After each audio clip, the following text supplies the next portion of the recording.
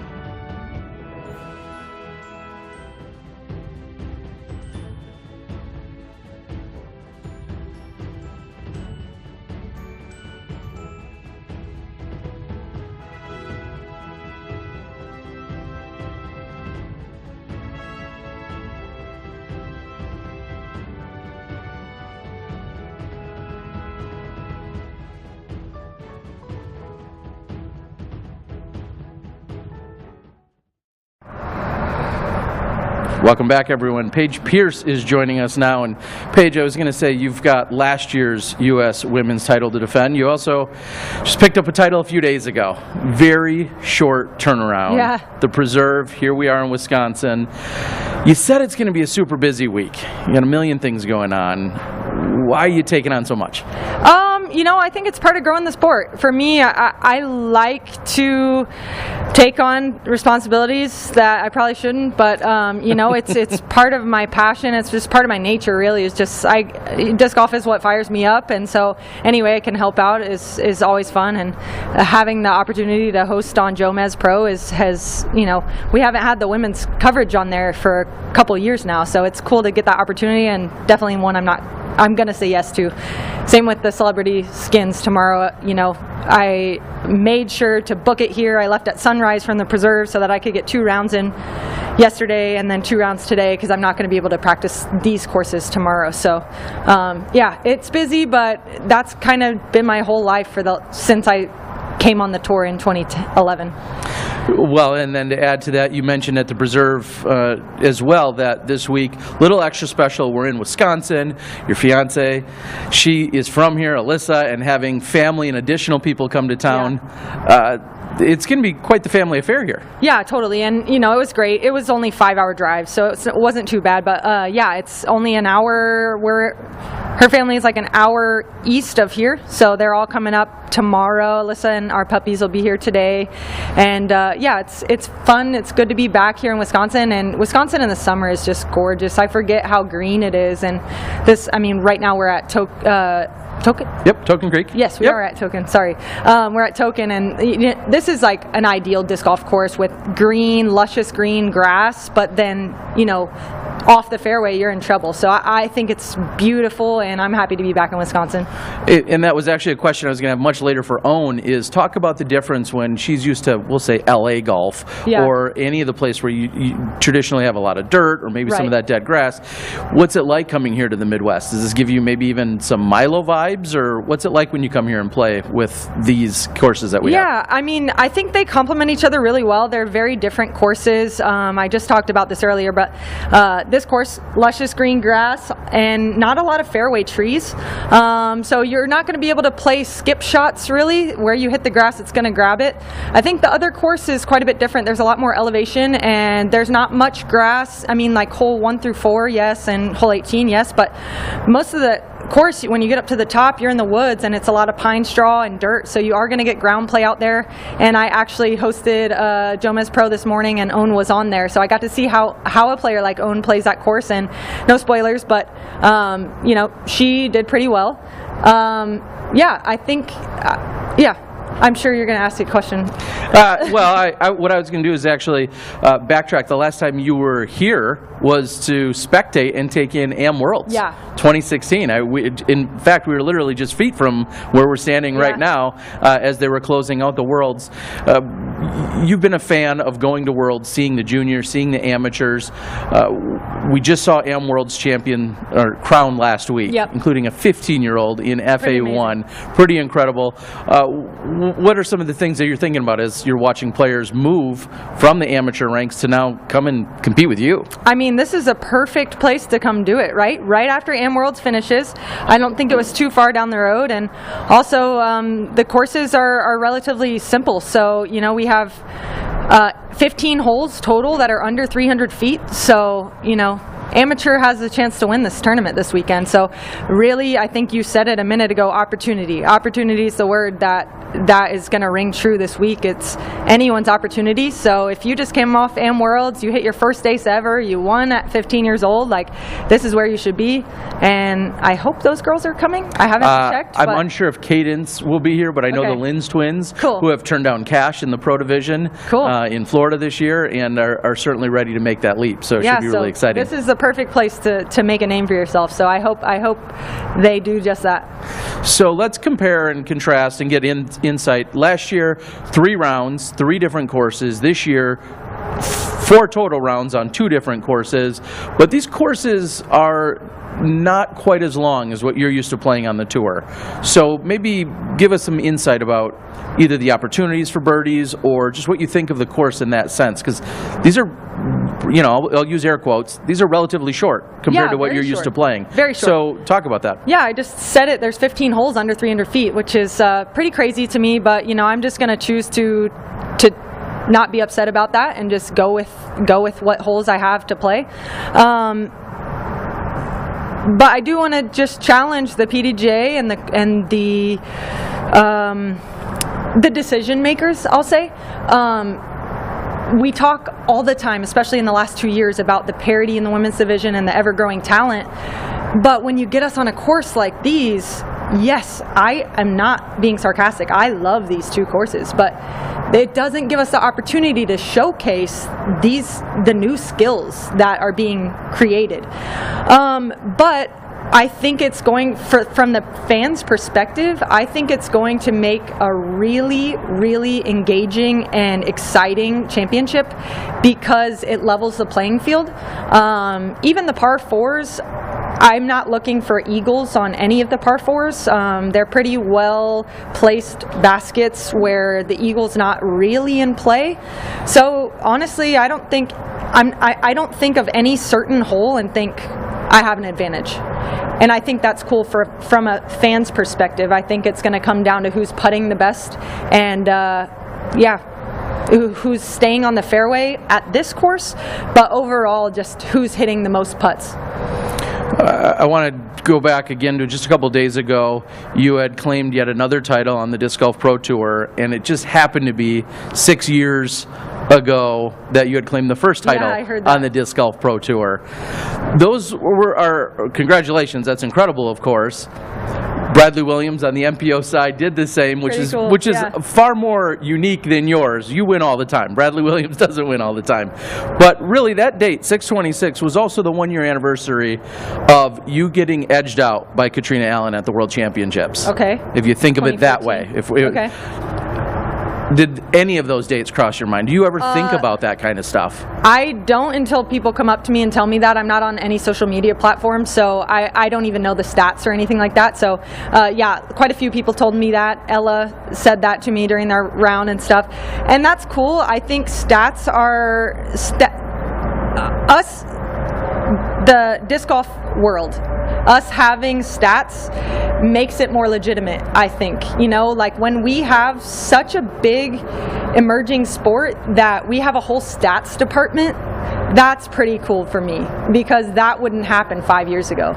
There's a lot of Catrina Allen's world title that you talked about isn't even on film. My world title from 2011, not on film. And now we have records of every shot thrown pretty much. So that just is a testament to how much disc golf's grown. Yeah, it really has, thanks to not only the Pro Tour, but then the invention of UDisc. And then now people taking it to the next step with Statmando and others, like you said. So incredible. And final thing to talk about, with the continuing to hold on to your title. Last year, things were very close going into the final round. And then you're like, no, we're not going to make this close. You just destroyed it. Do you remember starting out the final round last year at the U.S. Women's and just leaving everybody literally in the dust behind you? It was I knew it was going to be close. It was between Hailey and I in my mind. It was a two-person race. But going into that final round, I hadn't missed a putt yet. So, hoping, side note, I hope I can continue that into this year. That would definitely win me the title. If I go 100% again, I'm going to win. But, so trying to channel 2021 Paige. I remember that my first shot kind of got lucky, and I got the birdie, and then from there on it was kind of smooth sailing for me. I really got almost every birdie that came down to it. Hailey was playing incredible as well, but when I had the lead and I kept the box, the birdies just kept flowing, and I just got into a rhythm. So I hope I can find that rhythm again this year. That'd be awesome.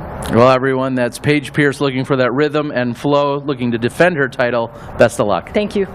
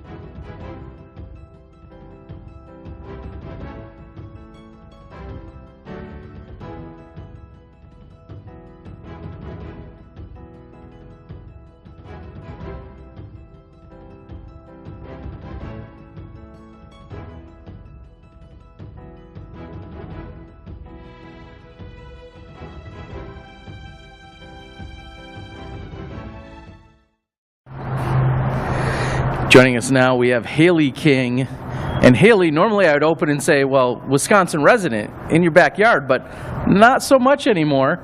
You recently moved to North Carolina. What's it feel like to be back here, though, and ready to go?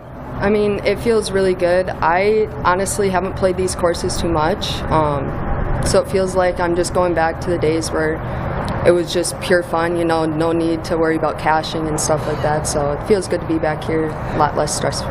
Yeah, fair to say, maybe elaborate a little, that when you did play here or any of the Madison courses, you weren't yet a professional FPO player, right? You were playing amateur ranks? Yeah, I also think the last time I was here was in 2016, and that was my first year on the PDGA, so I think I probably only played like 2 events here, actually. So not necessarily the home course advantage a lot of people would want to give you credit for. Last week, you posted that you had some issues with your fingers or fingertips or hands. Just can you elaborate what exactly, it was honestly tough for me to tell in the picture. Was that cracking or what was that? Yeah, my fingers are just cracking, and it hurts a lot to throw, and yeah, basically you need to take care of your hands if you want to play because it gets pretty uncomfortable. So to elaborate on that, often we see players go to Vegas the first time of the year, whether it's the wind or the humidity or whatever it is that makes their fingers crack there. You're from the Midwest. What was happening in Minnesota?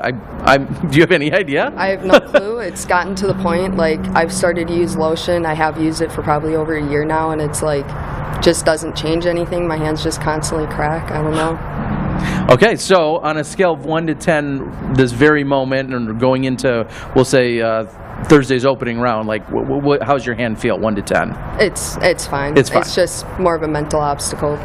Yeah. Speak a little bit to the courses. You, of course, you know, are rooted in Wisconsin originally. You're familiar, and you've just played a lot of regular courses. Then you go out onto the pro tour, you go into the national scene. Sometimes the courses are double the length. What is that like coming back and playing something that's a little bit on the shorter side at these courses? I mean, I think it's fun. I love disc golf, so it doesn't really matter what type I'm playing. It's definitely a game changer because on tour, you know, I feel like I'm one of the people who throw towards the top of my field, and usually with that you have a stroke advantage, and out here you don't really have that advantage. There's a couple par 4s, and there's only a couple that are within reach, and you have to throw perfect shots, so it's like birdie fest out here, and you have to take every opportunity you get.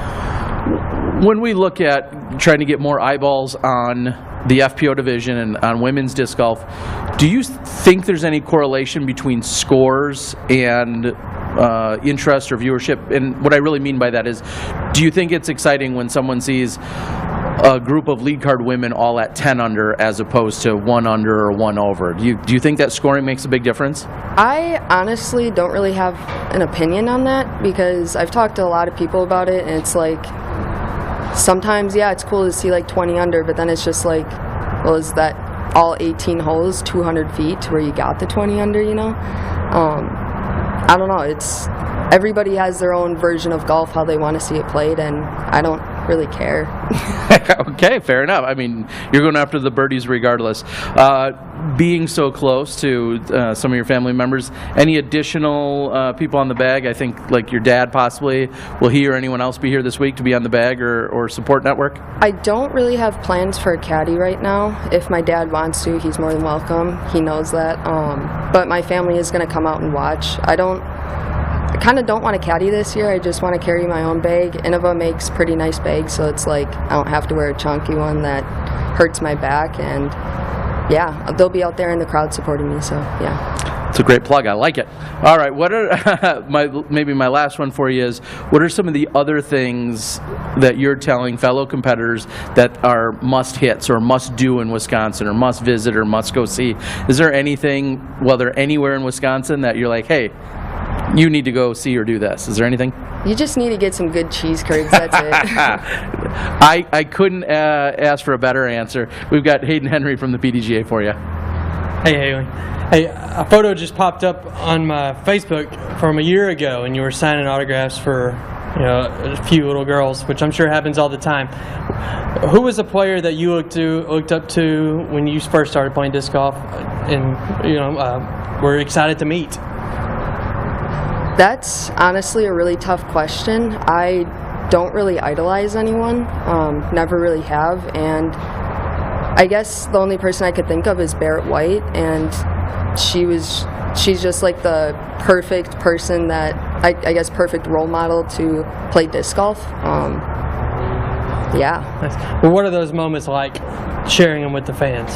It's incredible just being out here and being able to connect with all the fans and just see a bunch of people that love the sport just as much as I do, and I happen to be in this place. You know, I would definitely be out in the crowd if I weren't here playing. So 323 women and girls from all around the world are here this weekend. What does that mean to you, and how do we keep pushing that year after year? That's absolutely huge. It keeps growing every year. We've seen that, and I think we're doing great for the growth of the sport. I just think at this point, people just need to decide to make the jump and play. There's a bunch of coverage out there of both MPO and FPO, and it's like DGN and the PDGA does a great job on just broadcasting the FPO, and it's just got to grow like every other sport, I guess, at this point. Nice. That's Hailey King. We'll be right back.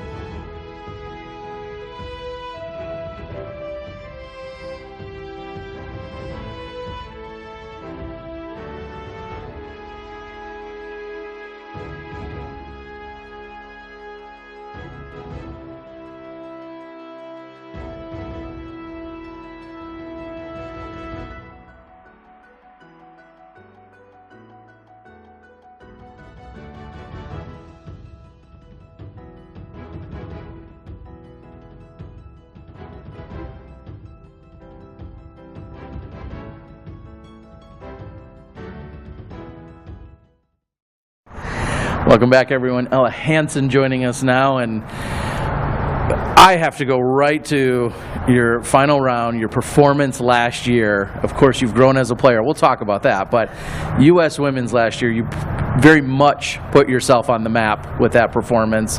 What do you remember from that?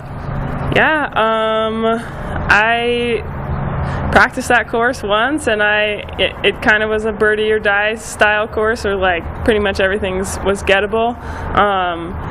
And I think I like missed pretty short putts on the first 2 holes, or maybe even 3, and like I was frustrated, but I started to get in my groove, and I felt like I was playing solid. That was my first 1,000 rated round, which was pretty sweet.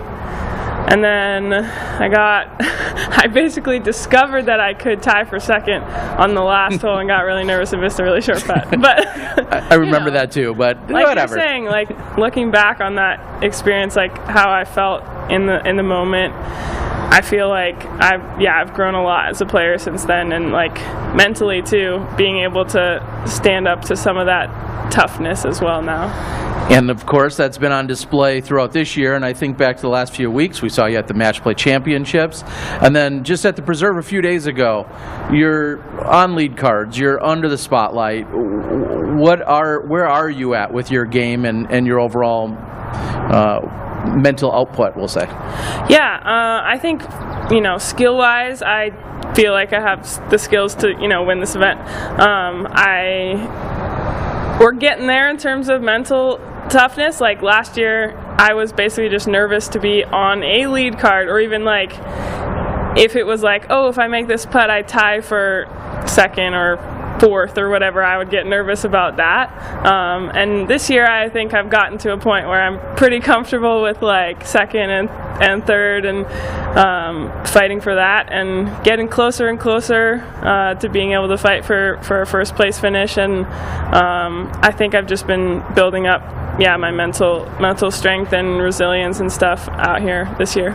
So does that answer my next question, which would have been, what is it going to take to win, to take it down, to get past Catrina, to get past Paige Pierce and Eveliina, or whomever it might be? What is it going to take for you to get past them? I think these courses are pretty gettable. I think there's a lot of players are going to be shooting hot rounds, and so I think you definitely, this is an event where you definitely don't want to kind of fall off the horse early. You want to start out with a hot round. So I think just playing consistently, can have a few mistakes here and there, but just making sure that I'm playing solid, staying focused the whole time, regardless of what the situation is. So I'm going to switch back to your first Frisbee love, or disc love, in being Ultimate. As far as I'm concerned, it feels like Ultimate in Madison, Wisconsin, they go hand in hand. We have some crazy statistics about how many people here play Ultimate. One of the largest Ultimate scenes really in the country. Have you been here before, whether it was competitive or for any? Have you been to Madison for Ultimate? No, I actually haven't. I've been to Milwaukee twice, played the College National Championships there 2 years, and I played some tournament in Appleton maybe a few years ago, but I've never actually been to Madison. I actually drove past Brees Stevens Field on the way here, and I was like, oh, I know that name. That's where the local AUDL team plays. I'm excited to be here. The city's pretty cool. I don't honestly know a whole lot of people who play Ultimate here, but I'm sure I know some. Well, I think of the Madison Radicals are here, and AM Worlds a few years ago. One of the nightly activities is we got to go to watch a Madison Radicals game during the AM Worlds. What is that like, knowing you have that other world and that's where you came from? Will you ever go back, or is that part-time, or what's that like? It's not really possible to play competitive Ultimate part-time. Pretty much all the top competitive teams have regular practices, every weekend in whatever city they belong to. So being on tour doesn't really fit super well with doing that as well. But I'm not going to say I'm never going to play Ultimate ever again, but right now it's pretty cool to being a Madison Radical or an AUDL or PUL or WUL player, you can earn maybe $20 to $100 a game, but it's not quite the same level of being a pro as being a pro disc golfer. So I'm really enjoying that so far, and gonna keep doing it until I don't like it anymore. Well, and let's speak to that professional career. A few weeks ago at the Match Play Championships, you earned your largest paycheck, which, to be honest, was one of the larger FPO paychecks for many years. You took down second place and for $5,000. Yeah. That seems like a much better retirement plan than the Ultimate World, huh? Yeah, I mean, there's maybe, I don't know. It's a very low chance that you could play Ultimate professionally and not have another job. So most Ultimate players do have a real job or full-time job, but yeah, it's nice to be able to take in that much money. Like, it's pretty cool. Definitely a lot different than being an Ultimate player. Do you think your success has maybe influenced, or have you had conversations with any other old Ultimate teammates or whatever? Do you feel like any of your success has maybe inspired some other women, men or women, to jump into disc golf? Yeah, I hope so. I know a lot of my friends started playing when the pandemic started because it was a safe activity to do outside that was sort of related to Ultimate. So I know a lot of people started playing like then, but it's pretty cool. One of the women who finished in the top at AM Worlds this past weekend, I actually played against her in college Ultimate, which is pretty fun to see that. And yeah, there's like quite a few people that I've met who I don't know if I inspire them, but they are also Ultimate players who've been getting into disc golf, which is really cool to see. If I recall, I think I saw Jersey Shiru Liu. Was that the competitor? Yeah, I saw in her bio, and like you said, one of the top 4 finalists at the AM World. So awesome to see that. So my last question will be back to here in disc golf, which is, how did you pace yourself for your rounds? Do you feel like you're ready to go? What was kind of the get to know the courses routine for you here? Well, usually I'll take Monday off, but because it's a short week, I practiced yesterday and today, and I'll practice again tomorrow. Fortunately, like, the courses are a little shorter, which makes not taking a rest day a little less exhausting on the body. But yeah, I mean, it's tough. The 3-day turnaround is challenging for sure. And you know, I like the courses. I think they're very gettable. I think that, to me, it's like they're good for U.S. women's, and for this kind of tournament that's really open to everyone, or all FP or all women's divisions.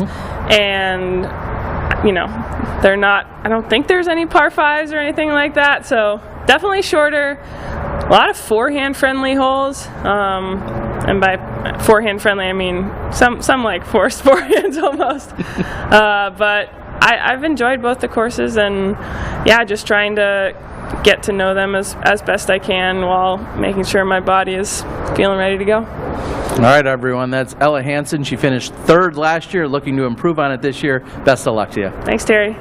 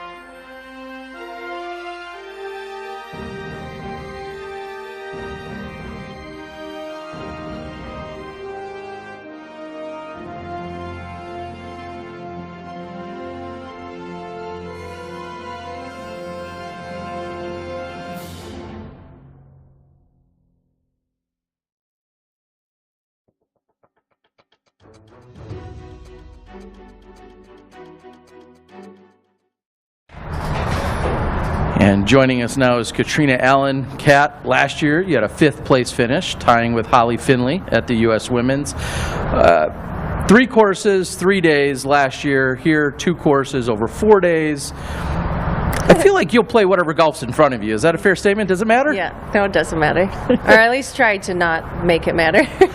And speaking of that, I was kind of shocked to hear that this is really your first time in the Madison area for professional Right. disc golf, right? I think so, because I played a tournament in Wisconsin in 2011, but I don't think that was here, right? I went to a playoff with Liz Carr, so do you know That what- could have been in Milwaukee, I think. possibly. I don't know if that's one I ran. But anyway. No, yeah, I think you did. That's why I was hoping you Really? might know if it was Okay, here that- or if it was there. that would have likely been maybe the Greater Milwaukee Open or something Okay. of that nature. That sounds right, yeah. Oh yeah, I do remember that. Okay, so you've never been in Madison. Yeah. Madison has been one of the core pillars of Wisconsin disc golf. Okay. This course, one of the first ones to add public pay to play back in the early 2000s. Okay. Shorter and more gettable. Those are the words that I'm hearing from everyone else Yeah. so far. What's been your initial take on these two courses? I mean, it reminds me of kind of the golf I started playing on, Iowa, Minnesota, the carved, beautiful fairways, but a little rough on the sides. So I enjoy this golf, but yeah, that's all I can say. It's beautiful carved fairways. Sure, longer would be sweeter, but at the end of the day, it's, you still have to execute the shot. For everyone out there, and for your first take, how do you compare and contrast these two courses, Token Creek, the county park on the edge of town, as opposed to the city park that you play over at Elver? How do you personally compare if you were describing those two courses? This one seems a lot like the holes kind of look the same over here. It's like very similar. There, it's a little more elevation, a little more variety, shorter, longer. Yeah, that one I feel like you couldn't really pinpoint exactly right. Like starts open, way more variety over there, but yeah, and probably be the more difficult course, I'm assuming. Yeah, depending, this course, both courses offer multiple pins and multiple tees, Right. and so with the combo that you're playing, I'm excited to see how you guys attack courses that I personally grew up playing. Yeah. Back at the Preserve, you had mentioned in an interview that you have a jam-packed week. You're obviously near your home state and everything else. I also know how disciplined you are. So Yeah. how do you balance when the schedule and the agenda gets kind of turned up a few notches? How do you balance all of that? So you're not going to believe this, but I played in a golf scramble for the city of, starts with an F. It's a South... Fitchburg? Fitchburg, Okay, yes. that was a guess. My Okay. high school friend's an ambassador for the city, and so she asked, and actually someone didn't show up, so Austin got to play with us, so we played a four-man scramble yesterday, and that was really fun, and I even, believe it or not, had a White Claw out on the course, and enjoyed myself. Austin and I had a fire last night. I think it's just finding the balance in all this, that's something I would never want to pass up, being able to play golf with a high school friend as I'm passing through, and then leaving right after this for the Celebrity Pro-Am. So I just got my rounds in when I could, and sleeping in a little bit to make sure I'm rested and prepared for the next day, but yeah. Do you feel when when things are this busy, will you be out of sync, or you'll still be ready to go? I think I'll still be ready to go. Like I said, I just didn't want to pass up on both of these opportunities. The Charity Celebrity Pro-Am is going to be so much fun, and like I said, seeing a high school friend playing some golf, can't miss out on that. I'd be an idiot not to ask, how well is your golf game when you're out there? I putted amazing yesterday, and that's to start the season. I've actually been hitting the ball way longer and more consistent than ever, and I hit the ball like crap, but I made us a lot of great putts, and we shot, I think, 5 under as a group, so Austin's annoyingly good, so he kind of carried the team. Oh, that works then. So a few days ago when we were still in Minnesota, June 26th, they had a lot of anniversary tied back to the Pro Tour, and then it also, of course, was the 1-year anniversary of you. We dubbed it Cat's Corner, and getting around on 18, hitting that epic shot that set you up for the win. Do feelings like that come to you? Do you concern yourself about a date, or? I didn't know, which is kind of weird, but Austin woke up that morning and was like, "Hey, do you know what day it is?" And I was like, "No." And he's like, "It's the 1-year anniversary of," or yes, a year ago you were winning a world title. And I'm not gonna lie, I feel like that the feelings I got that day came back, and I kind of held my head up high and bounced back from a not so great round on Saturday, and felt like I I really liked the way I played on Sunday.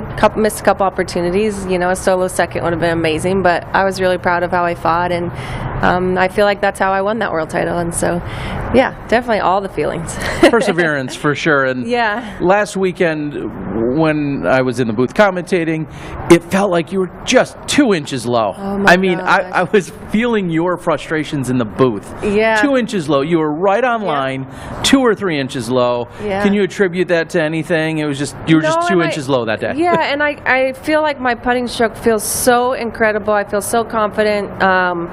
It's coming out with a good speed, nice pop, circle's edge, all those putts I thought I was going to make. And I think it'd be silly to let one day where you're off by an inch or two, deter me from that. I think the round before I just missed one putt just inside the circle. So like I said, I actually did. They asked me Sunday morning, how's the course? Anything on the course? And I mentioned, I think the baskets are 2 inches too high. So it's funny that you said that. Yeah. Again, I've seen so much of your game. I know what your skills are, and I was frustrated for you. Yeah. I can imagine what you were feeling because you were so on point, just a little low. My last question for you would be, we're, like we said, a little over a year of being the reigning world champ. You've got 2. Here you're coming after another major. What are the majors? What do the titles mean to you after this storied career you already have? Yeah. What I think I need to remind myself is just to take the pressure off. Like if I can take anything from Worlds last year, I got off my phone. I just enjoyed Utah, and I just tried to stay away from any thoughts of pressure or how expectations. Just prepare and take it a shot by shot. So that's what I'm going to do this weekend. Would another major feel great? Yeah, it's been 10 years since I won this tournament, so I'd love to. And it was my first major, so it would be amazing. Channeling some of those historic markers. I love it. Here's Hayden Henry. Hey, Catrina. Hey. Just going to throw back to one of those markers, 2010 U.S. Women's. Oh, yeah. Your FA1 debut, your first year as a PDGA member. Take us back to that day and what that was like, taking it down.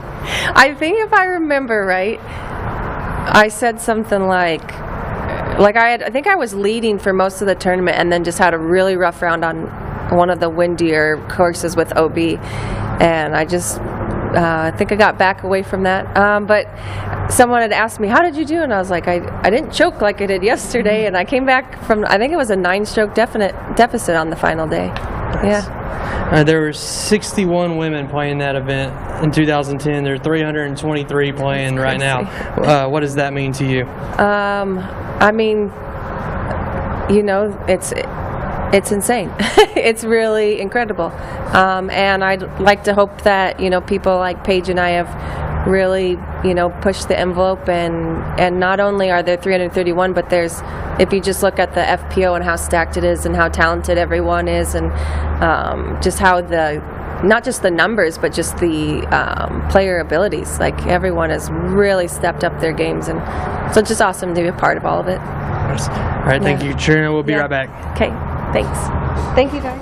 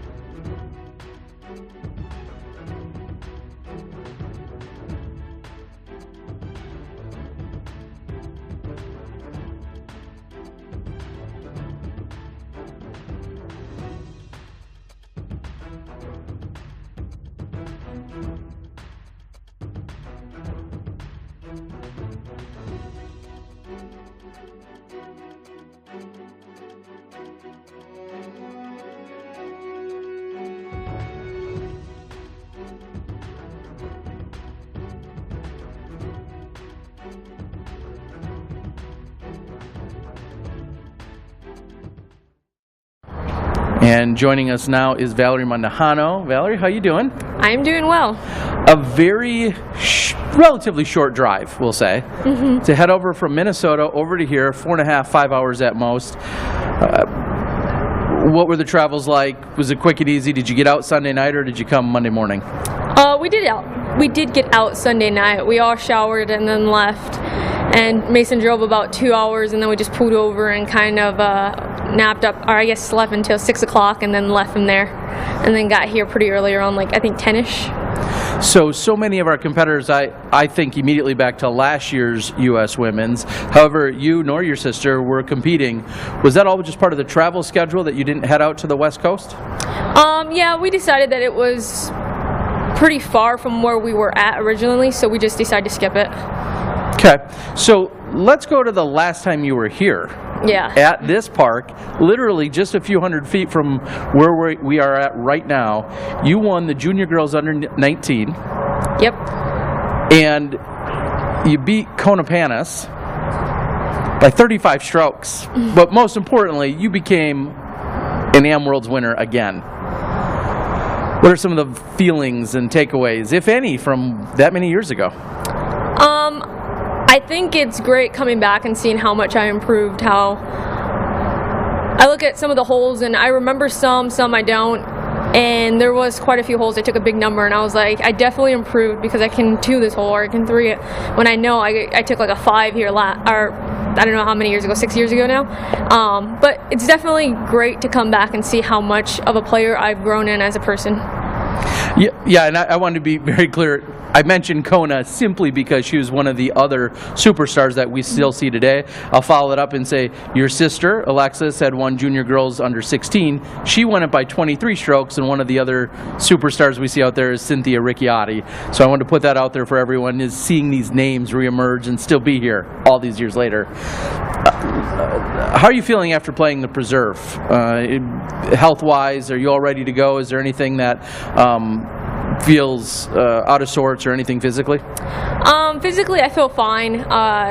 Game-wise, didn't feel the best coming off the Preserve, but I feel like as much as work as I'm putting into right now, I should be fine coming up this week. You've had so much success this year. Of course, you're in the spotlight that much more than ever before. Are there added pressures that either are coming from other people or from yourself? I think there's always going to be added pressure the minute you step into the spotlight, but I think it's how you handle it, and I feel like I'm handling it a lot better this year than I did last year. So, going back a little bit to your prep for these courses, you know, you were here in 2016. Again, you were a different player, and you've grown, and you've certainly evolved and improved. But what was practicing like here? What were some of the things that you know, are there holes you're reaching that you weren't? But yeah, what was the overall takeaway when you were practicing these courses? I think just seeing what is the strongest shot selection and just making sure that it's on this week. If I feel like I can hyzer flip a lot more confident than throwing the disc flat, then that's what I'm going to do. Or I think I'm really focusing on putting this week as well. It just kind of felt off last week, so that's something that I'm putting more attention to. And I feel like putting is going to be one of the key things to score here. Yeah, and that kind of answers maybe my next question, which is knowing we have just 2 courses and they play a little bit on the shorter side from what you're used to. A lot of people have been talking about being gettable or plenty of birdies out there. What's been your take as to how the courses lay out for you? Yeah, as well, I think there's a bunch that I can get and I can score for 2s. And then there's some that are a bit tricky, which I think those are the separation maybe from the longer throwers where they may be able to get and I can't. But that's something I need to understand and kind of like take a step back and just maybe throw in the fairway and throw that fairway rather than that distance driver and just take the 3 and walk away rather than trying to force something and end up taking a bogey. Now, our friend who's going to be in the booth, Charlie Eisenhood, also had asked and said, what do you attribute your successes this year to and the overall broad improvement that you've had? Is there anything you can pinpoint that to? I'd say a couple of things. I think the one that sticks out the most is my grandfather's passing early this year. I think that really pushed me to get out of my shell and leave doubt behind stepping into this year. And I feel like just taking that out of the equation, doubt, is something that really clicked in my game. There's always going to be ups, there's always going to be downs, and doubt, there's no reason to have that in the middle. And I felt like that's the main thing that I took out. Can you share with us maybe either some words of advice or philosophies that your grandpa had shared with you that had passed on and had passed on to you in terms of what either words that you live by or philosophy that you live by? Yeah, I mean, there's so many things that he taught me or shared with me growing up, and that was one of it. There's no point in doubting what you can't or can do. Just go out there and do it, and just know that you are able to. Going into the, as I said, the spotlight, the limelight that you've been in, so much brighter this year than ever before. And as someone who had successes early on in your junior and your amateur rankings, do you feel like your nerves are maybe more calm than most? I mean, you and your sister very much knew how to win when you came into the pro divisions. Are you pulling from some of those experiences just in general? I'd like to say yes, but I felt like transitioning from am to pro, I didn't do well with the nerves. I felt like because the spotlight was a lot heavier and everyone knows who plays in the pros. Amateurs, it's like I think half of the disc golf community does. And I think I didn't realize that coming into it until I actually got to compete and play. And I didn't handle the nerves too much. We look back to last year and I didn't perform anywhere, I think, personally, my best. And coming into this year, I felt like I said, I just left doubt behind and I rearranged some things of thinking or playing, and that kind of helped me get more comfortable with nerves or even just the crowd in general. A little bit of a detail, but are we going to see Mason on the bag and walking along this weekend, or is he taking some time off? No time off. He will be playing still and caddying. He's going to be playing probably some courses that we don't see here, but he will still be doing both. And knowing you're one of our competitors that's made a return here to Madison, is there anything that you're revisiting or taking in while you're here in the city or in the area, or is it all business all the time? It's all business. Well, I couldn't have said it any better. You've had an incredible year. We're looking forward to how the second half of the season goes, along with this major, everyone. We'll be right back. That's Valerie Mandujano.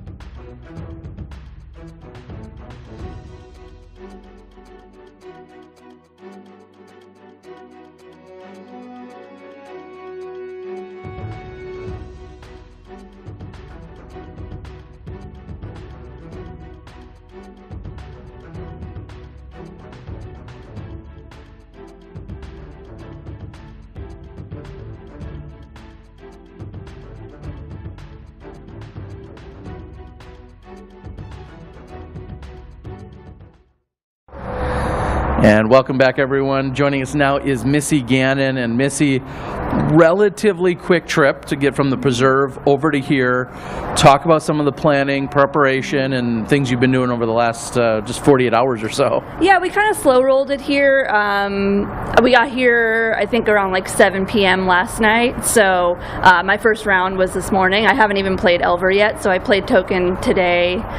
So I plan to go head over to Elver this afternoon, and then maybe get 2 more in tomorrow, 1 at each course. So yeah, it's super quick, but so far Token's been pretty straightforward. So yeah, I think dialing in the game plan will be pretty simple for me. All right, so I've got to scratch all my Elver questions. Thank you. No. Well, maybe I would love to get a little bit more about Token Creek here.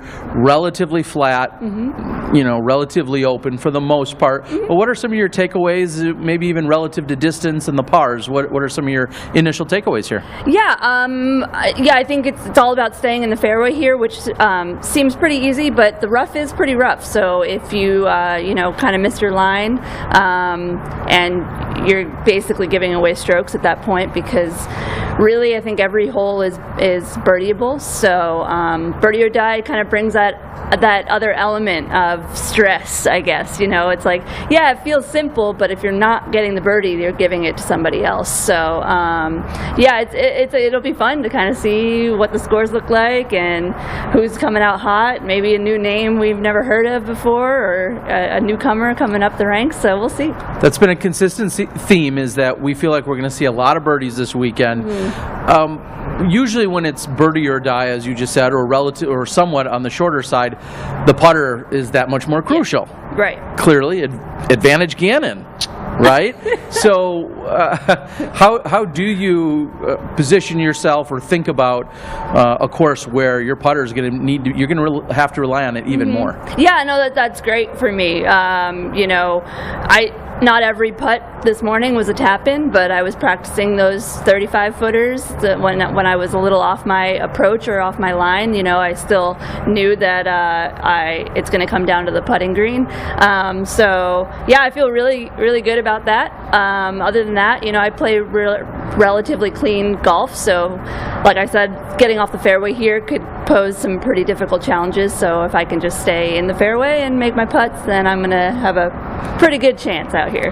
Well, let's talk about just a few days ago, your performance at the Preserve. How did you feel about it? How are you feeling just right now, knowing it's mid-season? Yeah, I mean, it feels good to kind of make that turn and get another podium finish last week. You know, I was definitely gunning for the win. I was within, you know, a few strokes, and honestly, I think I was probably 3 or 4 putts off from taking the win that final round. So hopefully those putts will drop this weekend, and you know, to know that I was that close to taking it down, you know, gives me that much more confidence going into the second part of the season. And maybe that creeps into what would have been my next question, being, what's it going to take for you to break through and capture that first win? You've been in that conversation. You know, we're almost coming up on the 1 year where we saw you dominate in Des Moines, but what's it going to take for you to get past a couple of the women that are finishing in front of you? I think just putting, you know, three or four, you know, however many rounds, consistent back-to-back rounds. So, you know, I was able to shoot a 6 down, then a 7 down, and then unfortunately, I mean, the conditions were tougher at the Preserve on Sunday, but, you know, if I could have done another 5 or 6, then that would have been enough to win. So if I can just put all 3 to 4 rounds this weekend, 4 rounds together, shooting a hot score, that's what it's going to take to win out here specifically. But in general, I think it's, yeah, just having those consistent rounds and putting it all together for an event. Knowing plenty of birdies are available, but yet this is a 4-round tournament, which isn't that common. Any mentality or shift at all when you're looking at 4 rounds as opposed to 3? Yeah, a little bit. You know, I think we've at least played one other 4-round event. I think it was DDO and maybe another one. Vegas, yep. Yep, Vegas. So just keeping that stamina, making sure I'm resting and doing proper recovery after the rounds. And I mean, having Tom on the bag is a help, super huge help. So at least I'm not feeling that physical strain of carrying a heavy bag and having all the snacks in the water. I have somebody to do that, so that's always great. And he's a big help with my mental game too. So I feel like I have an advantage there as well. And just got to really make sure I'm recovering and sleeping well, and then it should all be fine. I'm going to combine a few thoughts. I think of rest and recovery, which you just mentioned, but I also think of kind of that camper RV lifestyle, and then I think, how does rest and recovery and camper RV all match up at the preserve? Was it as much fun there as everyone made it look like? It was. I floated a river. I went swimming in a couple different ponds. We watched Kevin tear it up at not only his main event of DJing, but he also put on kind of a little after show party after the final round. So just super loose. It was like one of the first times that everybody in our crew and then some were all in the same spot, all camping at the same place. And it was really cool. The dogs are tired, so that's always a plus. But it's always a great feeling out there, great vibes. So that's a place that we all look forward to going to. Certainly, it feels like we need the VIP access to the VIP access to get some of that. It looks like we've got Hayden Henry for a couple more questions. Awesome. Thanks for talking. Here's Hayden. Thank you. Hey, Missy. Hi. Just a couple more, and we'll let you go.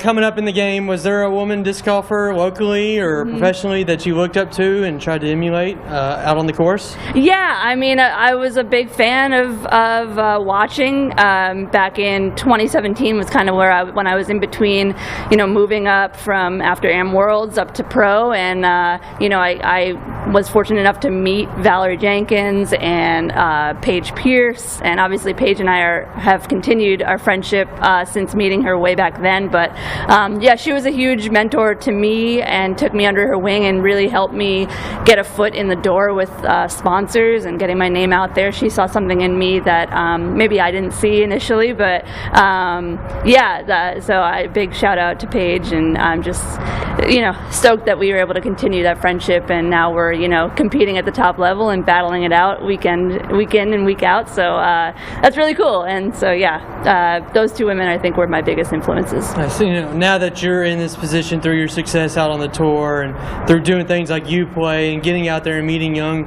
girls, what does that mean to you, and what do you need to do, or what do you strive to do to continue growing disc golf and women's disc golf? Yeah, I mean, I think it's just continuing to have that positive attitude out on the course. You don't realize necessarily how many people are watching you and watching you so closely, and how many people's parents are watching you and hoping that their child is, carries themselves like so-and-so out on the course. And that's one of the really awesome things that I keep hearing over and over again from whether it's parents or young girls or women that are also coming up.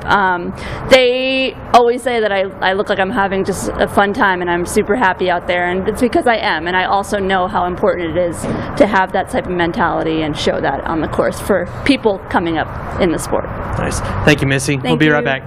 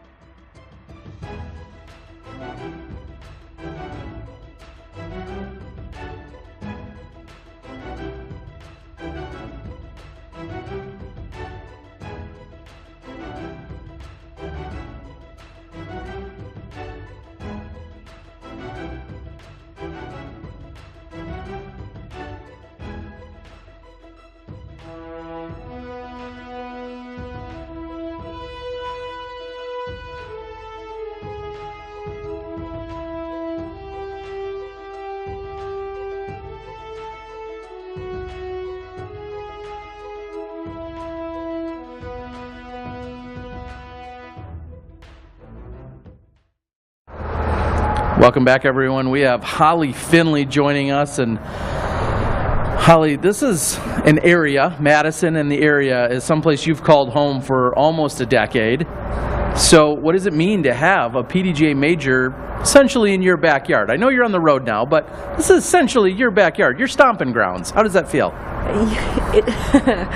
Terry, I'm super excited. These courses are actually where I learned how to play disc golf. I played once or twice in like 2008 and maybe in 2010, but that's not really playing disc golf.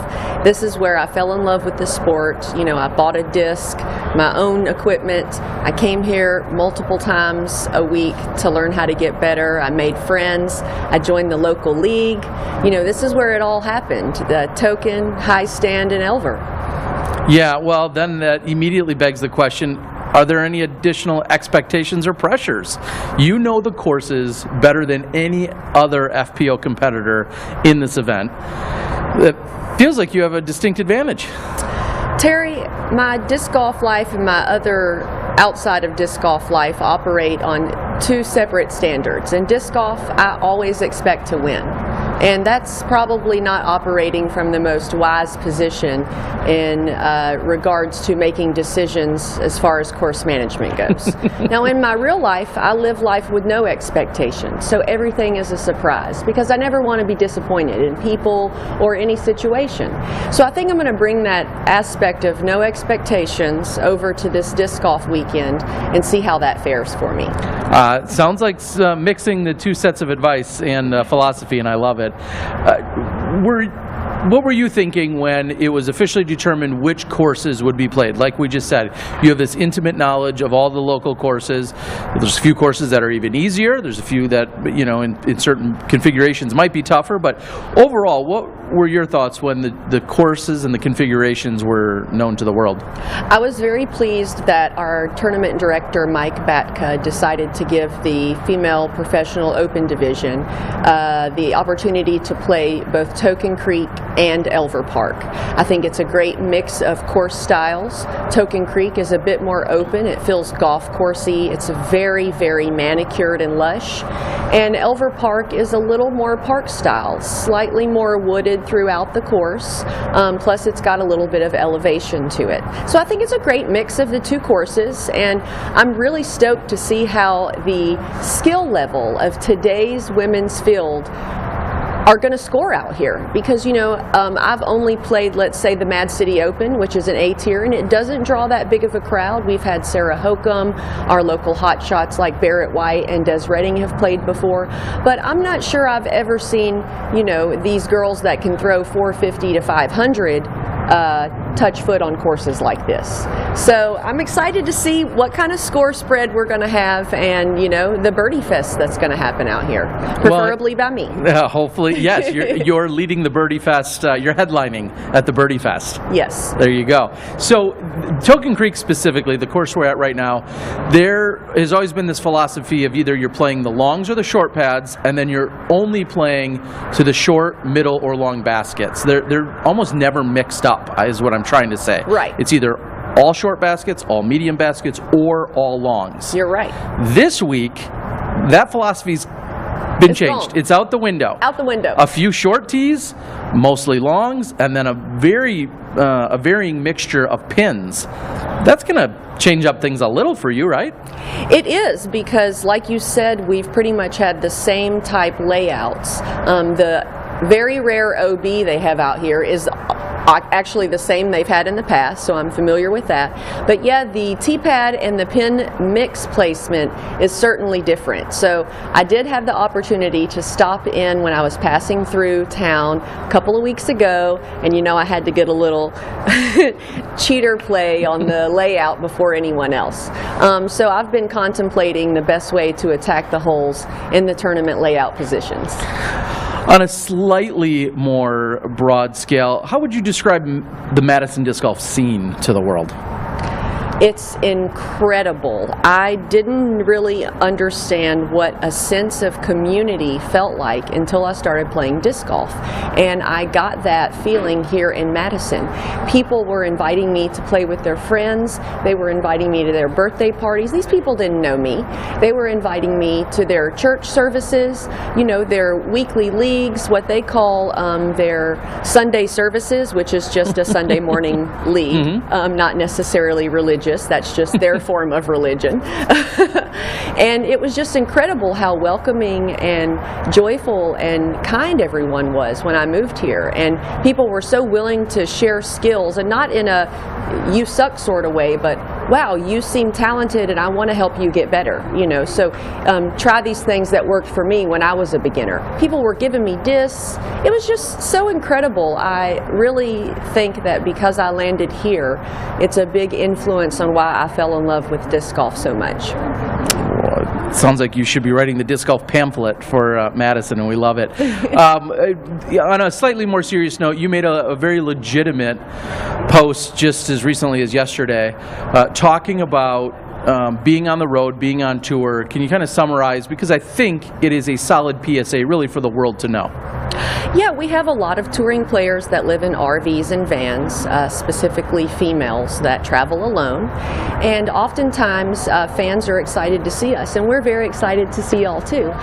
But we live in the van and it's our home. So, you know, coming over uninvited and sticking your head inside is maybe not the best choice. It's slightly awkward, you know, because it's our house, and I don't feel like you'd do that in a normal house.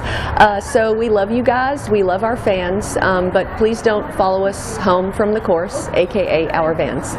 All right, very fair. And as you had worded it, I was thinking about just, we have this Frisbee community and this Frisbee family, and as you said, there's so many beautiful things about it, but there's still a separation, and everyone should respect that, which means, like you said, not peeking your head inside it. Even if your van door is open, you're just trying to get fresh air. That doesn't necessarily mean you want strangers walking up and walking into your house, as you say, and I can totally respect that, and I think that's worth sharing for the world. And we're happy to sign autographs and greet you guys outside of the van. Perfect. Now, those are some of the don'ts. Now I've got a question for some of the do's. Bring it on. You're seeing the world and all of your fellow competitors come here to Madison. Give me 3 things that you've either told or you want to tell now that other people should experience in this area. Anything that's Madison area related, that on or off the course, that others should make sure they experience. 3 things. Well, if you know anything about Wisconsin, you know that we love our cheese up here. And this is a weird, funny fact, but I was actually lactose intolerant my entire life until I moved to Wisconsin. And I don't know how that works, guys, but I'm here to tell you, the universe is like, if you move to this great state, you are now allowed to enjoy the milk products. So now I love them all. Yep. But you should definitely go to like a Woodman's and check out the cheese aisle. We're famous for cheese curds of all flavors. And if you want to eat fried cheese curds, which I highly recommend, you should check out the Great Dane downtown. It's a delicious restaurant, and I've tried all the cheese curds in Madison. That's my #1 choice. I love that, especially if it's your birthday, get down to the Great Dane. All right, so cheese curds and experiencing all that. What are a couple other things on or off the course that people should... There is a very wooded course a little bit north of town called the Wilderness, designed by Patrick Blake. Super recommend if you got some extra time and you want to try a challenging wooded course that you're going to fall in love with, please go up there. And also another course that I love a little bit outside of Madison called Zobel. It's kind of a drive, but it is also really incredible and just a special gem, a real treat of a course. You got to check that out. Also designed by Pat Blake, who does a great job. That. Yes, of course. They're both great courses. Well, that makes sense. Well, Holly, we wish you the best of luck. We hope that you can relax, but yet rekindle all those friendships and everything that you have here in Madison. Hopefully all of this time you've put in your time here. We hope that carries through for you throughout the weekend. Thanks for joining us, everyone. We'll be right back. That's Holly Finley.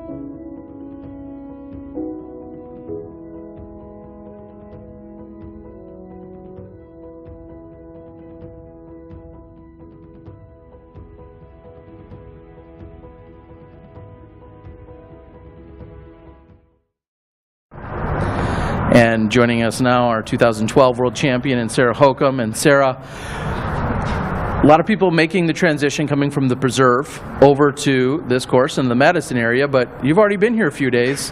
Talk about your decision to opt out of playing at the Preserve. Yeah, I thought, preparing for a major of this type, it was really important. The course is set up a little bit more to my strength here than the Preserve does. So I figure I'd optimize my road travel a little bit and get mentally and physically prepared for this major. Big conversation for sure this week, and one that's maybe a little bit more close to your heart in talking about the accessibility to birdies and the courses in general. We're playing shorter courses here than what you guys are used to seeing. Courses that could be sub 7,000 feet, for instance, as opposed to almost 10,000 feet at the Preserve. What are your initial thoughts on these two courses, being Token Creek and Elver? Well, it certainly plays to anybody's game. I think there's only a couple holes out of reach on each course for me, so that means that I'd say 70-80% of the field has access to a majority of the birdies. So in that instance, I think it plays really fair. So we're really going to see the best overall golfer come out of here, regardless of distance. So I think that's pretty fun. Do you feel like golf on the FPO side seems to have more of an appeal and or is more favored when we're seeing scores that are 6, 7, 10 under, as opposed to scores that are maybe closer to even or even over par? Do you feel like with birdies accessible here at a course like this, that adds to the excitement? Absolutely. I think somebody could get really hot out here and shoot, 12, 14, something like that. I don't think they're going to shoot it every round by any means, but it's available. So I think that's pretty fun. We don't really see that too often in FPO. We've seen it a number of times in MPO where Paul or somebody has come really, really close or done a perfect round. I think that is possible out here, and I think that would be great to see an FPO player do something like that. So I think having more courses that allow us to shoot a similar score under par as we see in the MPO side would make everything more exciting, and I think it would increase the parity that we're already seeing to a greater degree. Well, and as you're speaking about the FPO field, and I think about all of the fields that are out here this week, we have 323 women. Well, let's just stop right there. 92 FPO and 323 total women. What does that mean to you, someone who's been promoting women's disc golf for so long? Yeah, it really feels like we've finally gotten here when we can fill an entire pool of FPOs, 92 FPOs, up from 60-something the year before. So that's a huge jump, and it's definitely the biggest field I've ever competed in my entire career. So I really feel privileged to be a part of that. And then, the growth can continue. I don't see it. We added 65 or so women to the total field this year from last year. It was like 260 something last year. So we're going to start having to create opportunities for U.S. women's to cater to 400 and 500 women in the next year or two. So that's going to be on the women's committee to make sure we accept bids that are able to manage that number of women. I know this is a tough one, but can you attribute the location, being in the Midwest, being in Wisconsin, as opposed to maybe being all the way on the West Coast? Do you feel like that? Of course, we're seeing more women's growth in general, but do you feel like location had something to do with it as well for this year, or no? To a degree, I think, but I think a lot of women really put this on their calendar and they plan the vacation regardless of how far it is. Now, if we put it in like Montana, even though I love Montana, or like Alaska, I know they want that Sure. bid.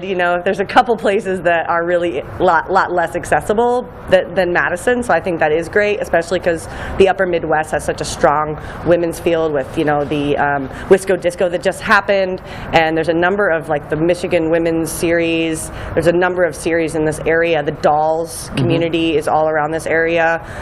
Shout out to Jenny Sanfilippo for all that greatness, and Aaron Oakley in the Michigan area for starting all of that. So I think there's a really great roots of golf in here, and even Iowa is pretty accessible, and there's a lot of women playing from there. So it's maybe it is a hotbed. I don't know. Yeah, and speaking of all these different divisions, of course we have such so much diversity.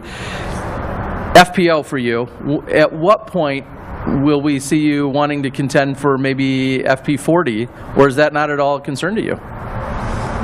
I mean, we'll see. I mean, I'm playing FP40 in a couple weeks at World's Masters, so, So now why- that I have a choice, we'll see. I mean, Yeah, it's so gonna why depend. there versus here, though, I guess maybe is a better question. Why? Because I I'm mean- still competitive in FPO. Okay. You know, and at Masters Worlds, there's not an FPO category, right? Because it's Masters.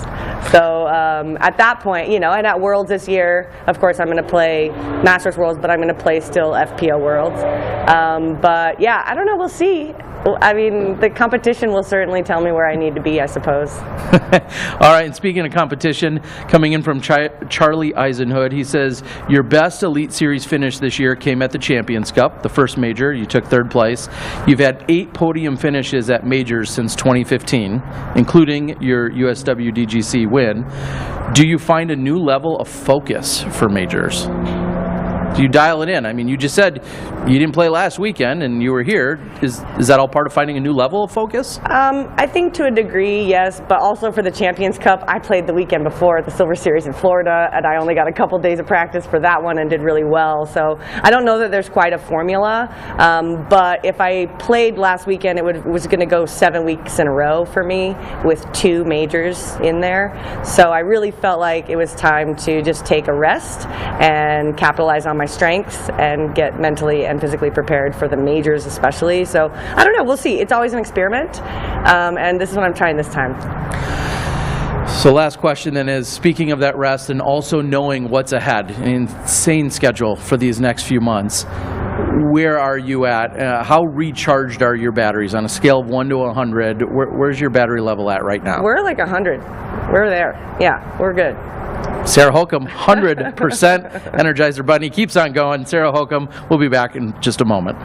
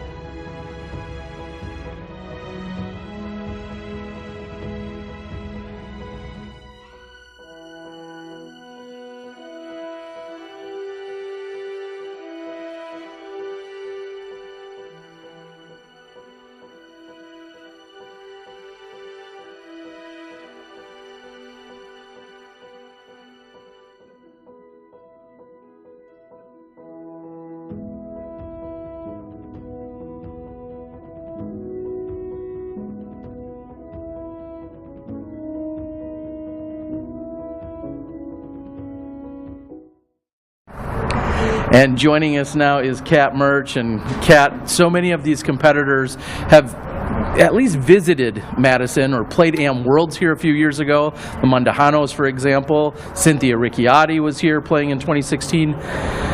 You weren't even playing AM disc golf then. No, man, I was just out there. I started playing in 2016. I've only been playing for I started when I was 14. I'm 20 now. 6 years. We just came up on 6 years, in a total.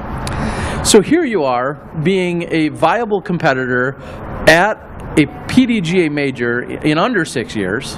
What does that say about our sport and women's disc golf? It's definitely growing, and the women are out there and they want it. There's always a kid coming up that wants it a little bit more than the last kid that just came in there. They're putting in the work, and the fields are growing, and the competition is getting to where it should be.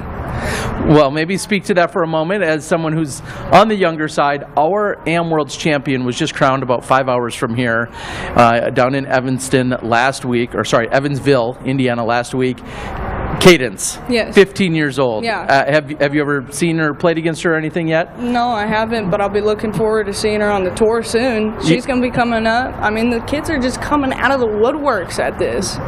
What's the appeal? Where are they coming from? Because we've been asking for it for 20 years, 30 years. Now they're showing up. It kind of depends. I mean, I think as a country right now, we're in a kind of hard time, and people need something to do. And people need something that makes them feel good, and getting better at disc golf and learning how to throw a shot straight. I mean, it makes people feel good in like a way that I think people need right now. There's beauty, serenity, all of those things, an inner peace, an outer peace that you feel on the course, and I'm guessing you're feeling some of that. Now, we're here at courses that are more park style, yeah. in a sense. They're a little bit shorter, a lot more birdies are available. What's your initial take on these two courses so far? Well, I've only played Elver. Okay. So I'm going to come here tomorrow and I'm going to best 2 rounds out, but so far it looks pretty. But Elver was a nice walk in the park. I really like how it's set up, to be honest. It's good FPO disc golf. So explain it for someone who hasn't seen Elver Park yet, which was installed in 1992, I believe. Explain Elver Park to someone who hasn't seen it yet. It's pretty straightforward. I mean, on the majority of the baskets, you can see the basket. It's pretty, what's the word? Anybody can play it. I think anybody can play it. Beginners, novice, like anybody can just go out there and play it and have a good time and learn about it. It also challenges you too if you're looking for a little bit of a challenge. And for people on tour coming up, I mean, it's a challenge to not overthink it. All right, I like that. And speaking of thinking, we've talked about journals and writing things down. I guess when you leave an area, do you leave yourself some kind of notes? I think about how I'm trying to leave more Google reviews. That's kind of my online diary of I like this place or I didn't, and then I happen to be sharing it with the world. But if you're doing it personally, are you journaling about either places you visited, places you ate? Does any of that go into the journal, or is that just kept in your own memory bank? I journal kind of like what's going on in my life. So I got this idea. I would like to write like a book about my life. So far I've got 1 book from last year and I'm still working on this book. So I just journal what's going on at the moment, how I'm feeling, what I'm thinking. I try to get a little personal with it because it's just a diary in a sense. I did have this little caddy book in my disc golf bag that was like, I would write down who I'm playing with that day, where I'm playing, how I'm playing, what I need to work on, what I need to focus on. I look back on it for reflection periods. I write about anything, I guess. I love that. And the last question that I had for you written down was, are you as cool as the world thinks you are? No comment. All right. Here's a couple more from Hayden Henry. Hey, Hi. Kat. How's it going? It's going well. How's the game feeling right now? It's feeling all right. I'm physically tired. I've had a long travel, but I'm good. What are some things that you're working on? Right now, I guess I'm just working on not overcomplicating it, working on my longer putts, trying to get them up in the air, sidearms, throwing them better. I'm just, always trying to improve. Here's a random one. How many different molds do you have in your bag? You just said not overcomplicated. You try to keep it simple in that regard as well? Well, I may have a lot of different molds in my bag, I guess. I don't really know how to answer that question because I don't understand it, but I have discs that I'm comfortable with. Gotcha. How many different discs do you have? Well, Boss, Excalibur. I have Excals, Destroyers, Strikes, Turns, stuff like that for my distance drivers, and then I have Firebird, Thunderbird, Sidewinder, and Hawkeye in my fairway slot. MD5, Rock 3, Mako. Okay, so quite a few. Yeah, it's not bad, but I know them like the back of my hand. There you go. That's the key? Yes. All right. Kat, this is your 5th FPO major to compete in. Really? What have you learned from the first 4?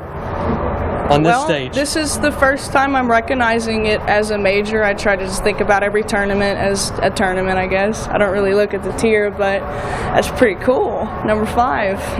Yeah, and what would it mean to take one of those down and join that elite company?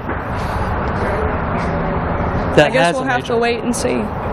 You'll tell us when it happens? Probably Yeah, soon. because I don't know yet. All right. Do you have a role model that you look up to, whether it's an athlete, a disc golfer, just someone that you maybe not idolize, but just look up to and I look respect? up to my mom. Okay. I look up to my mom a lot. She's been through a lot. She's resilient, and that's something that I feel like helps me get through the day, is just having some resilience. Okay. Now that you're in this position where you have a lot of fans and people enjoy watching you play, watching you how you carry yourself on and off the course, what goes through your mind when you have that mentality as a role model to maybe a young girl or a young woman coming up and playing? It means the world. It means the world. You know, how do you try to carry yourself to show the joy that you have out there playing disc golf? I just try to keep working on my mental health, and I try to keep myself in check, you know what I mean? Like behavioral patterns and stuff. I'm just trying to make sure that I'm coping well so people can be like, wow, I really like the way she's acting. I like the way she's carrying herself. Plot twist, I'm actually having a meltdown inside. I'm just keeping it cool. You go. It's like, what do they say about a duck? It looks calm on the outside, but paddling furiously below the water. Exactly. 323 women in this field total from all over the world. That's young awesome. to old and everywhere in between. What does that mean to you when you hear something like that we're all in the middle of the country together? Oh, God. It's incredible. There's so many women like coming together at one spot, in one place. It's a collective energy right now. Everyone's coming to play disc golf, and the sport's growing. It's just too good to be true almost. I'm living in a dream. All right. Well, looking forward to it this weekend. Thank you, Kat. Thank you. We'll be right back.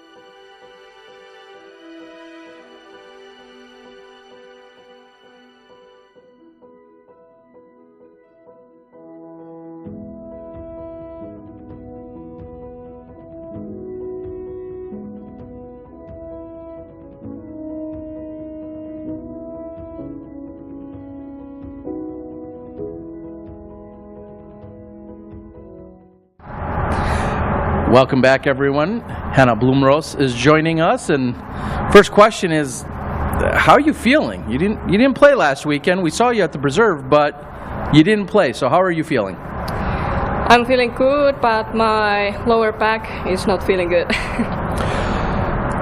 Have there been any thoughts to not play?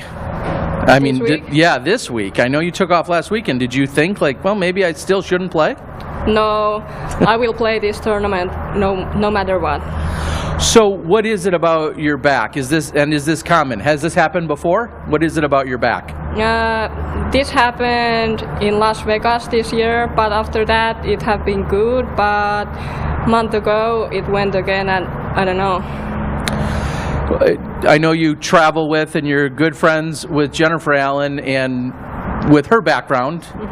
Is there anything that she can help you with, or have you seen other specialists, or who have you been seeing to help you with this? I have seen a physiotherapist in Finland, but I think so Jennifer can help me a lot, and she already did. But yeah, we need to do it more. These courses, not as long as a lot of courses you're used to playing. Is that good for you and your back, or no? Yes, right now it's good for me, but usually it's not good.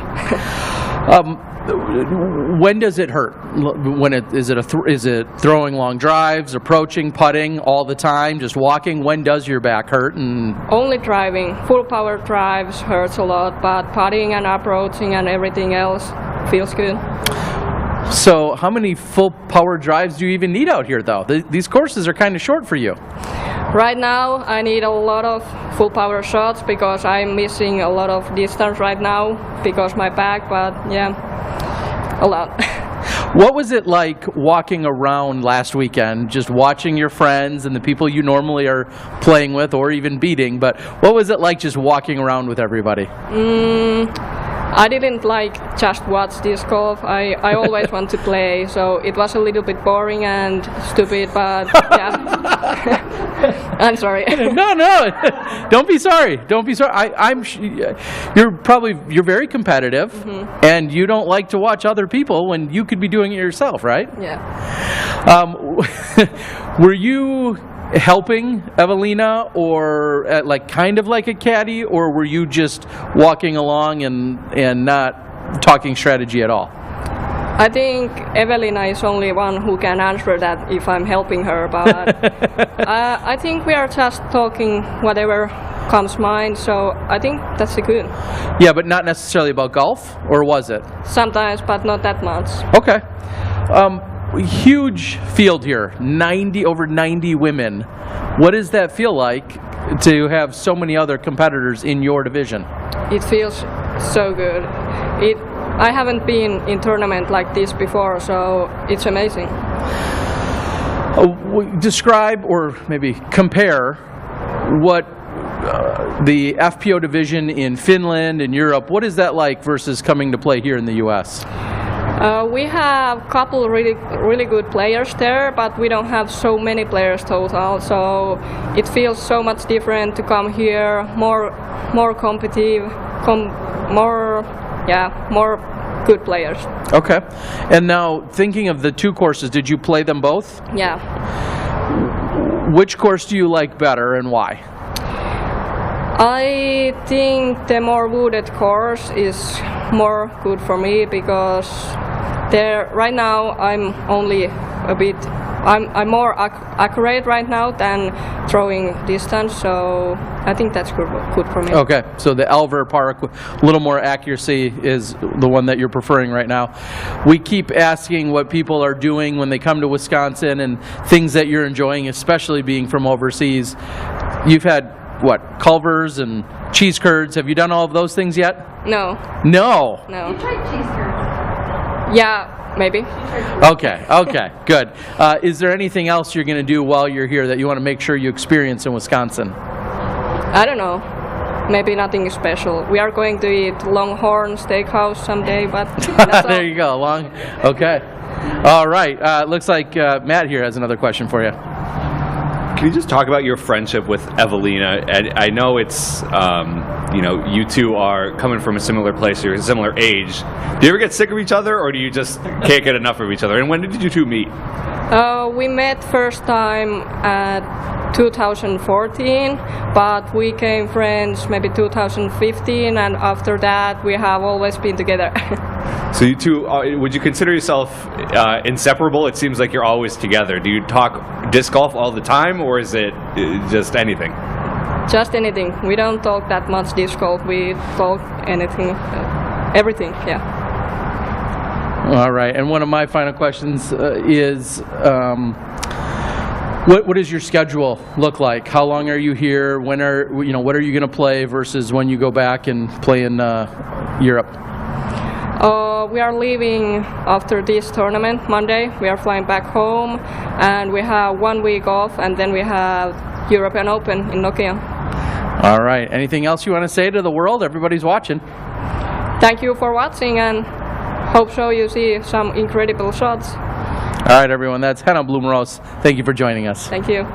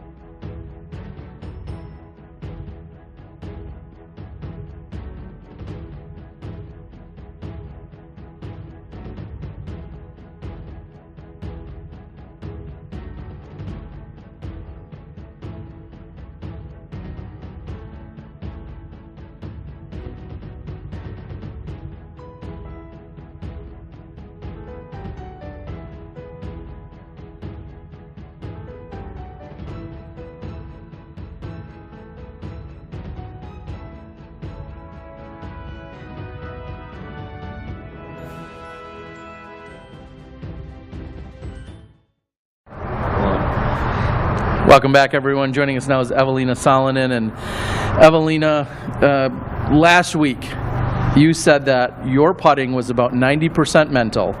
Then you had a really good putting weekend. So, do you feel like your putting solved? Are you all good to go? I don't have that confidence yet, but I think process is going good way, so maybe someday. Maybe someday. You made a post on social media saying that you were really proud of yourself for going after the putt on hole number 12. And, well, I guess, walk us through that. That's the one with the hill and the water directly behind it. Walk us through what you were thinking when that was happening. Yeah, I had my par putt putt maybe 9 meters, and it was strong wind, but I decided to run that putt, and it went a little bit over, and then I was outside the circle and going those 5 putts there, but like I'm proud that I tried those putts, because usually maybe a couple months ago I would never run those putts. Yeah, and I love that you tried those as well. You just picked the toughest green on the course to do it on. That was the only thing that surprised. Nobody would have been mad if you laid up, because that's a tough green. How do you feel about your performance just overall, though, in at the Preserve? How do you feel about it? Yeah, I think I played good. Like only that hole 12 where I took that 7. I also took double bogey on first round on that hole, but the rest of holes I had only 1 bogey, so I think I played good. You certainly did. Now, the Preserve, almost 10,000 feet. I don't know how many meters that is, but the 10,000 feet, it's long. You come to these 2 courses, much shorter. Do you like these courses? Yeah, I like this, but I think longer holes are better to me, but here is so many sidearm holes, so I like it. Do you hesitate to throw a sidearm? Meaning, are you comfortable walking up to a hole, and do you even think twice about throwing a sidearm? Are you confident in your sidearm? I'm confident with that, and I'm not that good on high serve player, so I trust more my sidearm. You played both courses already now, Elver and here at Token Creek. Do you like one course more than the other, and why? Maybe this Token is better because those sidearm holes are a little bit shorter, and Elver I threw many sidearms, but they are always like circle edge, so I don't know, there's weird holes, but maybe this one is better. A lot of our competitors so far have said that they feel like there's plenty of birdies out on these courses. Do you feel the same? Yeah. How many are you going to get? I don't know, but I think if I want to win this tournament, I have to play maybe 7 under per round or more. How does it feel knowing that you have a 4-round event versus most weekends, which is 3? Does it matter how many rounds you're playing for a major? No, it don't matter. I think more rounds are better always, so then we can know that winner better. And yeah, but now we have 2 courses, so it's almost same. Now, I'm not sure if you heard the answer that Henna had given, but with you 2 traveling around together and being good friends, do you guys get sick of each other? What that means? Are you ever annoyed or frustrated or would like to move away? Do you ever get sick of each other? No. We are good friends and always in good mood. Are you just saying that because she can see you? Maybe.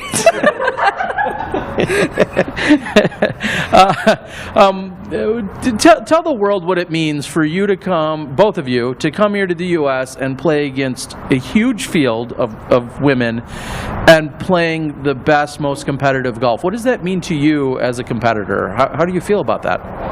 It's a big thing to us, and like here we can see our level to compare it like world's best players, so it's good because in Europe we don't have that many FPO players. I know you have this weekend first, but in a couple of weeks, as we just heard, we're going to be at the European Open. How's that going to feel to have the world's best from the U.S. come onto your turf? How does that feel? Are you excited about that? Yeah, really excited, and it's always like really big tournament in Europe, and Nokia is near my home city, so it's almost home course. Okay, and is there any, whether it's for you or for anyone else that may have struggled with putting, is there any tips that you've learned for yourself or that you're applying if somebody has any kind of putting struggles? I think practice those short spots and then try not to be scared and like be brave and run those spots. All right. Is there anything you want to say to everyone in Finland or around the world right now?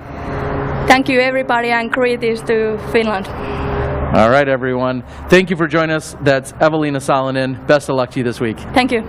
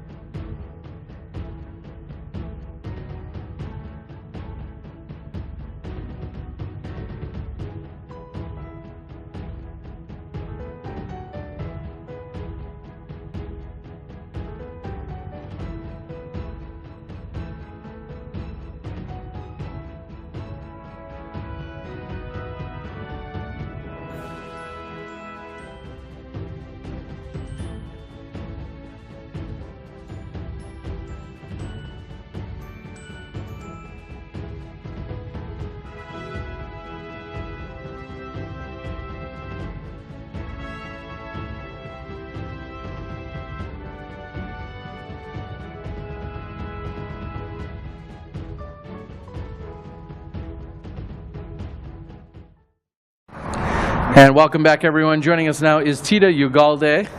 Let's start right there. Thanks for joining us first and foremost, of course, but let's start. That's my interpretation of how to say your name. Tell everybody how you pronounce it. Tita, soft T's, Ugalde. But I'll accept Tita Ugalde. All right. Well, good. we'll take it. We, again, appreciate you joining us. PDJ number 83. Wow. Right there. That's incredible. Talk to us just a little bit about how in the world did you become PDJ number 83? What year was that, and how were you introduced? 1975, I went to the World Championships at the Pasadena Rose Bowl I was watching. And then it was announced that the Los Angeles Frisbee Club was going to be starting at Oak Grove. So I went there with my brothers. I forced them to take me because I was a teenager. I didn't drive. And we went, and that's where I met 003 Stork, Dan Roddick, 004 Joe Cahouse. Joe Cahouse, who is my inspiration. She's the one I aspired to be like, who is being inducted in a couple of weeks in the Disc Golf Hall of Fame. Incredible to think about that history. What did you ever imagine back in those days, or maybe even for the next decade or so, that we would transcend from our early beginnings to where we are today? Well, I was hopeful, and I'm going to say back then, it wasn't disc golf, it was frisbee golf. It was frisbee. We played frisbee. It was catching, it was throwing, it was the other disciplines. It was playing frisbee, which is different than it is today. And now we have Freestyle Association, the Ultimate. We have Disc Golf Association. Yeah, along with Guts, which is also very common and popular in the Midwest here, Michigan, Minnesota, Wisconsin, Guts, and everyone else. All these different disciplines. And it predates so many of these other big tournaments. So were there any other activities or the disciplines that really interested you when we talk about Guts, or even things like MTA or DDC? Were you ever involved with any of those? I have world titles. Okay. My first world title was in self-caught flight. Okay. And that's the TRC and the MTA, the running catch and maximum time aloft, and they were combined. I actually have a Guts trophy also, and I do have a DDC championships, and yeah. So anything and everything Frisbee related, you're on it. Yeah. What has it been about Frisbees and discs and flying objects? What has it been that has created this, relationship that you have with our flying objects? What's that connector? Well, think about it. I was a teenager, and I'm in a world unlike another world I had known about. Everybody who was playing was in college or married, and here I am, and I'm in this world, and it was the flight of the disc. It continues to be the flight of the disc. When I'm watching disc golf, when I'm watching distance, when I'm watching self-cut flight, even DDC, when they get out of those escapes, the flight of the disc, no matter who throws it, is such a beautiful thing. And the friendships all over the world, I mean, just being able to travel around the world and know that there's somebody that you've met through, and I'll keep saying this, we were connected with a magic piece of plastic. Well, I often love to jump on that bandwagon of hashtag Frisbee family. It's this brotherhood, sisterhood that we have, that we share. You just mentioned traveling around and some of those experiences. Name some of the places that you've been in and been part of that Frisbee culture in around the world. So Sweden actually had WIFDIF, World Flying Disc Federation Championships, twice. Went to Sweden. Japan several times for the Japan Open. Germany to play in some events, but that was for freestyle. So, I like to say I'm the overall player, and you asked me, what's my favorite? I'm going to say it. It's freestyle, because it's not just the throw, it's also the catch. But disc golf, it's the challenge is now to watch everybody with not just the backhand, the forehand, the shaping of those flights is just amazing. And you asked me also, did I know? I did know. Who knew? I want to be part of a club. I'm young. I want to be part of this group. And so I got it. I sent in my $20 that I had to earn. Mm-hmm. And in turn, now I'm a member not only of the IFA, International Frisbee Association, but the Disc Golf Association. And I got my 119 and my 141 with my name magic markered on and my numbers glued on. And so in those days also, especially with the Pasadena roots and the proximity, Steady Ed Hedrick, who I believe would have been celebrating his 98th birthday today. Rest in peace, Steady Ed. Yeah, I had the pleasure of being around him, meeting him a couple times here in Wisconsin. How much interaction did you have with Steady Ed in that area and at those early days? Quite a bit. You know, I'd be down at Oak Grove. He'd be with his sons. I'd be with my brothers, and we'd talk about how it's family day. It's a family day at Oak Grove. Now, what's interesting, you just said a moment ago that you really love the freestyle, but also maybe even more so than disc golf in that sense. And I think of them as being so subjective, but yet so objective. Like in disc golf, you get a score. You have the lowest score. You get a 2, 3, 4, or 5. And in freestyling, there's so much more, I feel like, creativity. And then your peers are usually the ones judging you. How do you make of one versus the other in terms of those disciplines? Well, and that's why I don't compete in freestyle. Okay.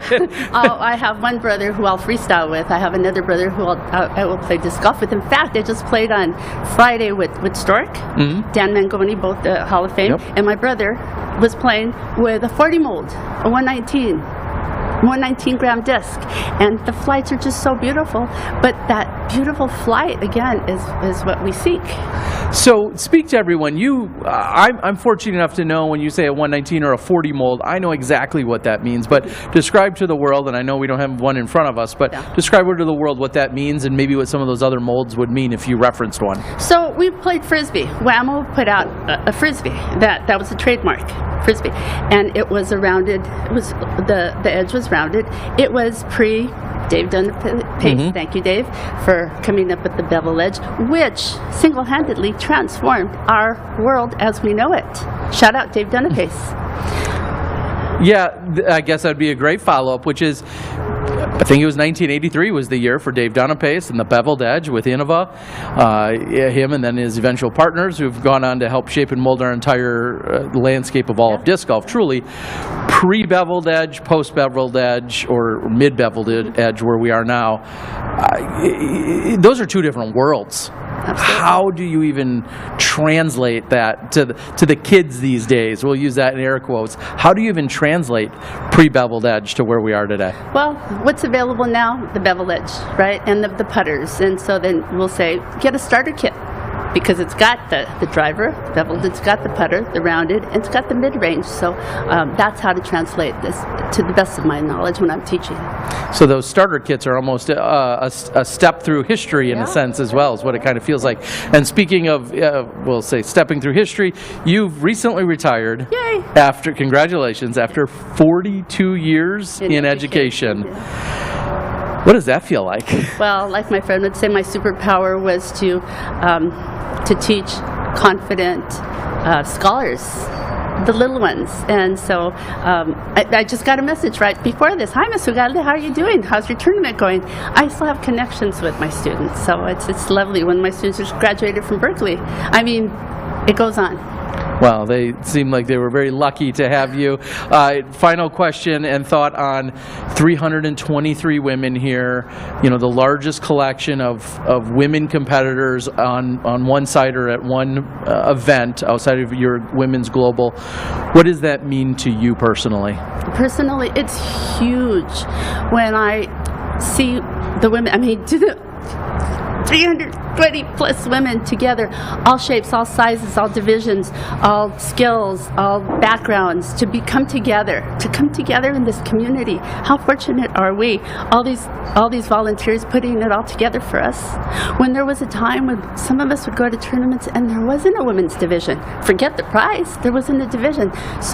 And that's like Jo Cahill, one of the pioneers, to make sure that, as she was Dan Roddick's right hand, to make sure that we were represented, make sure that there was a place for us, make sure we had a voice. So right now, all of these contracts and sponsorships, who knew? We hoped. In the Rose Bowl, we see thousands of people. We hope one day, and we're still a very, very young sport. So I don't even know what the future is going to be, but man, it looks really good. Well, if it weren't for the pioneers and the people like yourself blazing the trail, PDGA 83, and just an overall Frisbee enthusiast for all of these years, and then also being the educator that you are and the ambassador and pioneer that you are, we wouldn't be where we are here today without people like you. So everyone, we're going to close out here at our 2022 United States Women's Disc Golf Championships. Hall of Famer Tita Ugalde, thank you so much for joining us. I do have one more thing Please, to say. please, go ahead. Close us out. Okay, so the reason why I'm here is because Andy Lemon Young wasn't able to make it, and she asked me to step in for her.